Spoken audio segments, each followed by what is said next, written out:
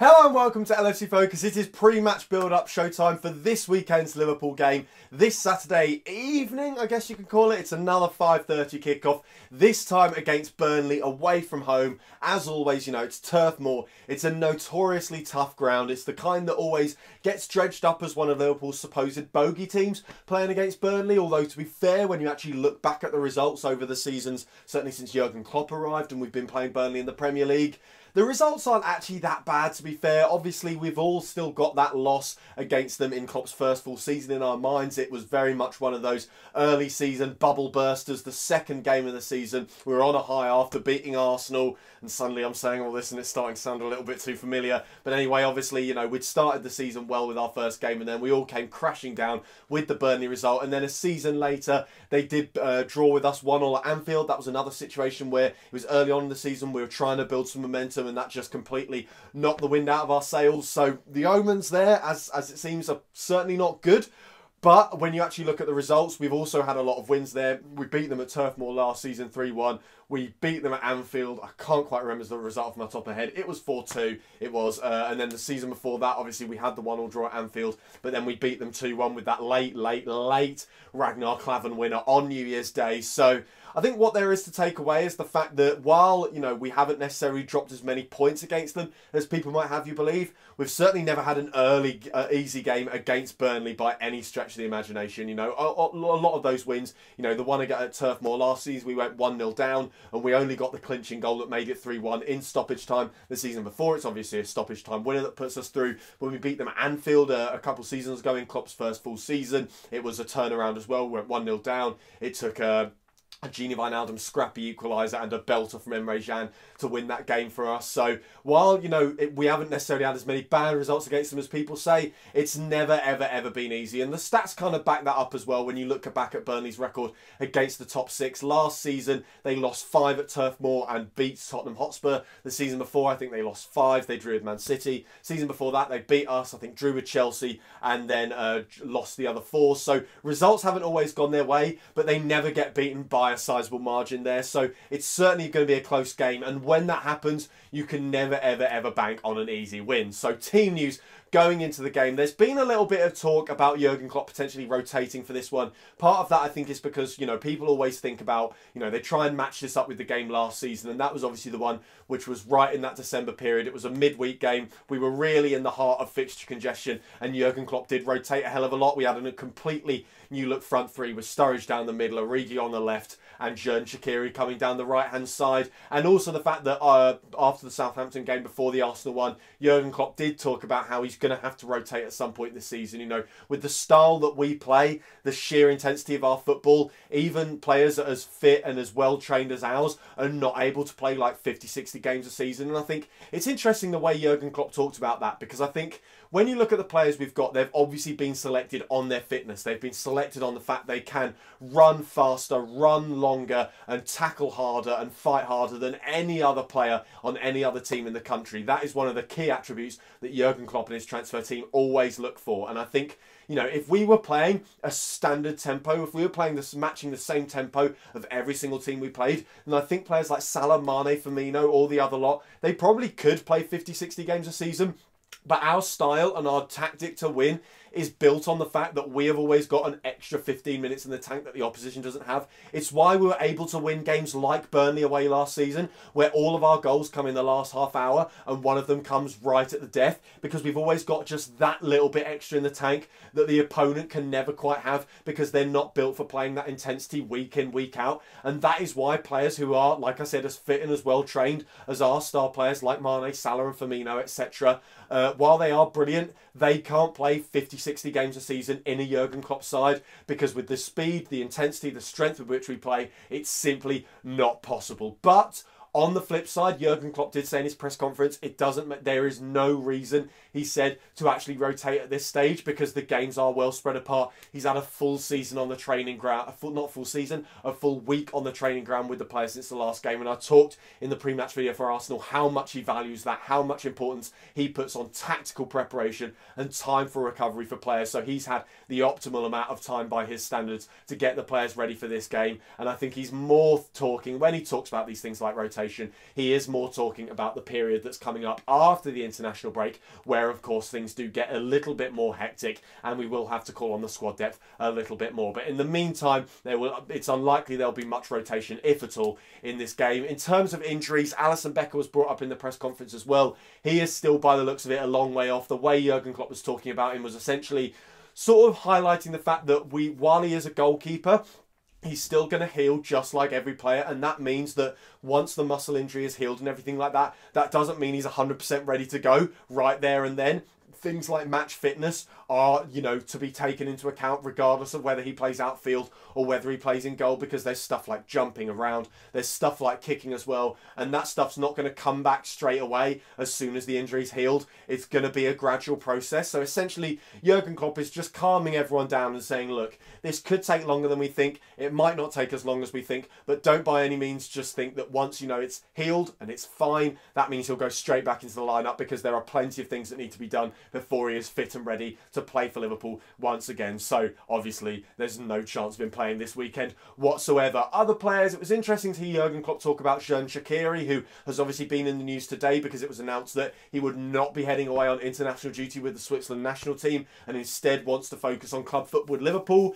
It's an interesting move. I'm not entirely on board with people hailing it as, like, you know, a sign of a great attitude, because at the end of the day, I think you know, a player with a great attitude wants to play regardless of whether it's club or country, and obviously he's their star player as well. And if I'm right in thinking these are qualifiers for the Euro 2020 games, so they're important matches, he should want to be playing in these. But, you know, obviously from a Liverpool perspective, I'm happy he's doing that, because after the international break, that is when he will get a fair bit of football. And the way Klopp talked about him, you know, he said he can probably guess he's not the happiest player at the club right now because he hasn't really kicked a ball so far this season. However, he said that he is happy with what Shaqiri's doing in training. He doesn't need to do anything more there. So maybe there's a suggestion there that we see Shaqiri in some capacity this weekend, obviously with player fitness and stuff like that. The ones that are going to go away on the international break, like Salah especially, Mane especially, they're definitely going to get game time for their national sides because they are the star players. So you've got to think about maybe giving them maybe just half an hour or 70 minutes. So if possible, maybe we do see Shaqiri, but as Jurgen Klopp said, there's no need for heavy rotation just yet, so it's unlikely we see him from the start. So as for how I think we're actually going to line up then, I've just looked at my notes, and once again, as usual, by reflex,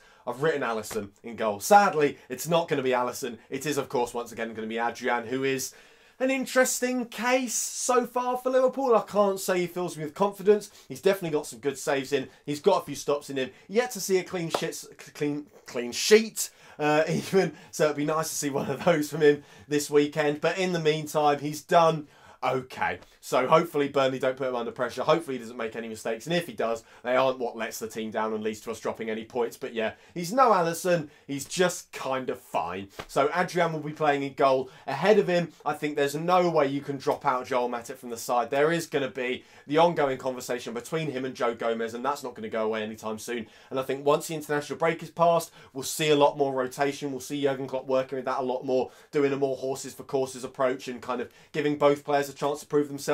But I think Matip has well and truly laid the gauntlet down and said, look, I'm playing brilliantly. He's playing probably better than Virgil van Dijk at the moment, and bear in mind we are talking about UEFA Men's Player of the Year Virgil van Dijk there, so that's a hell of a statement for a player to make. So I think he's got to go back into the side, and obviously Virgil van Dijk plays alongside him. The fullbacks, I think, you know, this is as simple as it comes. It's got to be Robbo, it's got to be Trent. It's a nice early time in the season where we've got plenty of big gaps between games and we don't have to worry about rotating those two out the side, so I think they play. Once again in midfield, it's going to be obviously Fabinho as the anchor, barring any sort of injury or anything like that. It's probably going to be Henderson further forward as well. I think the final spot once again is where there's a little bit of room for debate. I think Gini Wijnaldum's obviously been the default pick there, but Jurgen Klopp has talked about his midfield and how he says he doesn't actually have a favourite midfield. He loves them all equally and stuff like that. And that kind of sounds like when you ask your parents who their favourite child is, but I think there is a certain amount of truth in it, it's fair to say. So I do think he's never entirely set in his ways on who's going to start, and I think there's maybe some tactical considerations to be made here, and I think these are the kind of games where Gini Wijnaldum doesn't play his best football. I said before the Arsenal game, that was a proper Gini Wijnaldum game, you know, against a big team, a big six side, at home, you know, when the pressure's on, when it's a high stakes game, that's what Wijnaldum thrives in. An away game in a battling midfield, isn't really his cup of tea, I think it's fair to say. I think he prefers playing against Barcelona to playing against Burnley, so I think he might actually drop out the side. And I think who comes in? I reckon it's going to be James Milner, because this is his cup of tea. He loves a midfield battle against this type of side. I think there's maybe a shout for Oxlade-Chamberlain. Obviously, Klopp was confident fielding him in the midfield against Southampton, and he certainly seems willing to give him more and more minutes as the season progresses, just to kind of get him back to full match sharpness and stuff like that. So maybe we do see a little bit of Oxlade-Chamberlain, but I think from the start, you want a solid, combative midfield, and I think that's where James Milner comes in. And then the front three, you know, I'm not going to pretend like this is a difficult decision at all. It's going to be Salah, it's going to be Firmino, it's going to be Sadio Mane. Maybe a shout for Divock Origi at some point, and I think certainly late on in the game, I can kind of see this being ideal Divock territory. I can see it being, you know, 1-1 as we go into stoppage time, Liverpool hurling balls into the box, and Divock Origi, you know, getting a glancing header with 2 seconds remaining or something ridiculous like that. But I think from the start, we go with the tried and tested formula. We go with Salah, Firmino and Mane, and then maybe, you know, also Shaqiri gets some minutes later on in the game. So taking a little look at Burnley then, obviously, like I said at the top of the video, not the side that I think we like playing, but as Jurgen Klopp said in his press conference, he thinks they're a great footballing side, and I think he certainly relishes the tactical battle coming up against them, because like I said, they're good, but they play a totally different style to us. And I think that fascinates him, because whenever we come up against another big six side, there's always elements of similarity in the way we play, and sometimes that can actually lead to a cancelling out. We saw it a fair bit against Man City last season, where I think obviously in the 0-0 draw at Anfield, and I think to a certain extent in the 2-1 game at the Etihad as well, both teams just kind of locked horns in the centre of the park and couldn't get past each other. Whereas I think playing against Burnley, like I said, totally different styles. So you actually get probably a much better game than Liverpool Man City at times, because it ends up being open. Both teams have got different ways to open each other up that both defences haven't really quite worked out how to cope with yet. It's the kind where I think it'll be a different game on 90 minutes than it will in the first 5 minutes, that's for sure. It will change, it will develop. Some things will depend on fitness and stuff like that. Obviously, Burnley did actually play in midweek in the League Cup, which is interesting. They had a bit of a shock defeat. Actually, it was at home against Sunderland, and they lost 3-1. Sunderland coming back from a goal down to win that by 2 goals, which, you know, should be a positive sign. But when you actually look at the Burnley lineup, it's pretty much completely different. I didn't really recognise any of the names in it, and it certainly didn't look like any of the lineups they've put out so far this season. One interesting point was that Danny Drinkwater was playing in midfield.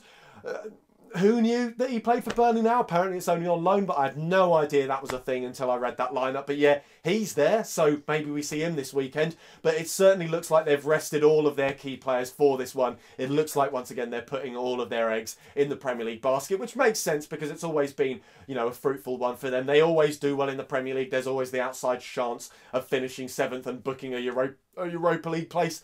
Pardon me, so I can see why they've done that, and it certainly means they won't be in any way tired for this game. But I think it is interesting looking at how they play. I went back and watched their game against Arsenal a couple match days ago, where they ended up losing 2-1 at the Emirates, but they certainly gave a battling performance. They came back from 1-0 down to equalise in the first half, and then it was a very, very good goal from Aubameyang that ends up separating the sides and winning it 2-1 for Arsenal. I think what was interesting as well was the fact that it was an open game and it wasn't a part-the-bus match, you know, because Burnley are a strong side who are built like around an English core and an old English manager like Sean Dyche. Well, he's not old, but he's sort of, people see him as that old style of manager. They think that they're going to be another Warnock team. They're going to be a part-the-bus side who are going to put all 10 men behind the ball, and the whole game is about whether or not Liverpool can break down their defence. It turns out it's not going to be like that at all, because actually what their approach is to actually go toe-to-toe. And while that means they are left open a little bit defensively, they cause plenty of problems going forward. And, you know, Ashley Barnes got plenty of goals already this season, looked like a threat, scored against Arsenal as well. He's got Chris Wood, who's like the perfect foil for him. They are, you know, a front two. They are a strike partnership, and that's interesting because you don't see that much anymore. And because of that, you know, defences aren't quite as well equipped as they were in the past to come up against the strike partnership. It's something Jamie Carragher actually talked about. I think it was when he was analysing Wolves some Monday Night Football and talking about how they play with Jota and Jimenez, and how a lot of defences can't deal with them because they're just not used to coming up against that style of play. So, you know, they've got a very fruitful front partnership. They do very well. And when you look at the expected goals from the game against Arsenal as well, I'm pretty sure they actually had more. I think it was like 1.5 to 1, saying that technically, you know, if you went off of that, which is obviously it's a very arbitrary stat, it doesn't really give you a huge picture of the game. And obviously, you know, the real stat that matters is the scoreline at the end of the day. But according to that, Burnley actually played better better and created more and better chances than Arsenal. So I think it will be a good game. I think it will be pretty much even. I don't think we're going to dominate by any means necessary. I think if Liverpool do come away with like a 3-0 win, it'll be one of them 3-0 wins which you look at and think, how has that happened? You know, I think the one that I always come back to is the one at St Mary's about 5 years ago in the 13-14 season, where Luis Suarez just went absolutely mad and could just score any chance that was put his way. But that was a totally even game and 3-0 completely flatter Liverpool. I think we could see something like that this weekend. But I think what's more likely is we'll see something like a 2-1 win. I'm going to go with the Liverpool win because, like I said, we do actually tend to get good results here. Most of the big six do tend to get good results here, but I do think it will be a tough game. It might end up going right down to the wire, and we might get